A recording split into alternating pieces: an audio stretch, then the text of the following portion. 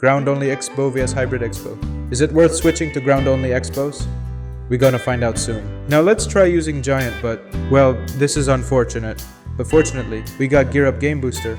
If you generally have an unreliable internet connection, or if you're going camping where the internet is a bit shaky, you can use GearUP Game Booster to make most online game playable. Just install GearUP Boost, open and tap Boost and let it cook for a bit, and it will stabilize your internet. Boom, now you can play your game. Just to let you know, it won't fix a lack of internet connection, but it will help stabilize a shaky connection. Also, if your internet is already at its best shape and have a rock-solid connection, GearUP won't make it any better. So if you ever encounter laggy and slow connection, give GearUP Boost a try. Use my link in the description.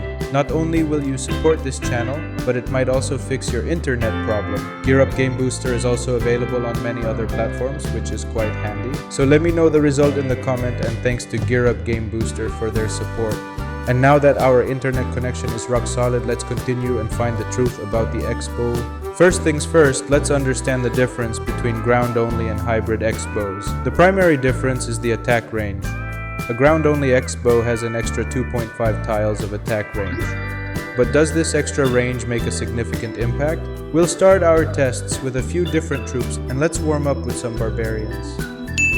They're easy to deal with, but they help us understand the basics.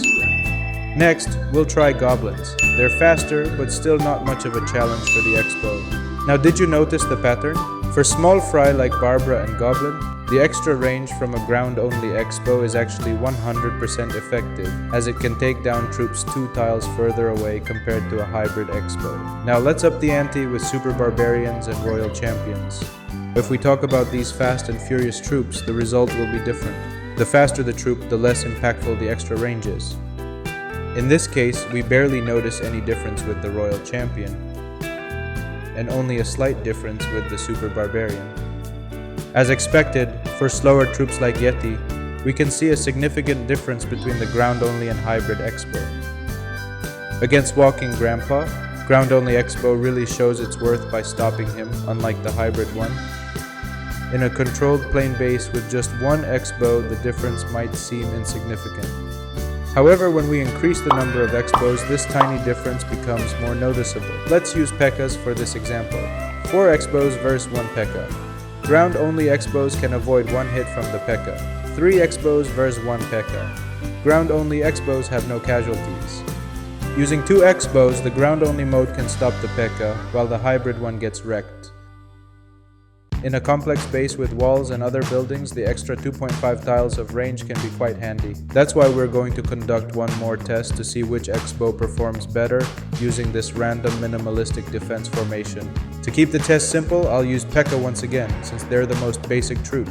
We'll start with the ground Expo and see if it can stop 6 P.E.K.K.A.s. Now let's see the hybrid Expo in action and observe the difference.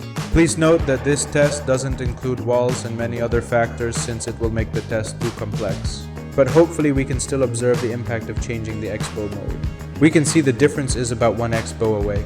Now let's explore the downside of using ground Expo when facing air troops. This time I'll use dragons, since they're a very basic air troop, once again keeping the test simple. And we can see that the hybrid Expo actually helps a lot when it comes to stopping air attacks. Now with ground Expo, let's see if they can still stop these dragons. Hopefully they won't become a burden for the other defenses. Actually, they're pretty tanky, acting as an air wall for these dragons. Well, they do manage to stop them, but at what cost?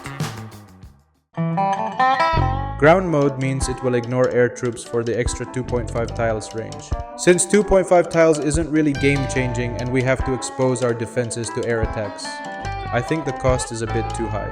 So, what do you think?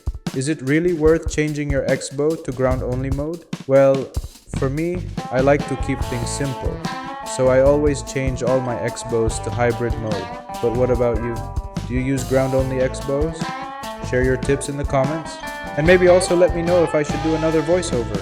Thank you for watching, and I'll see you next time.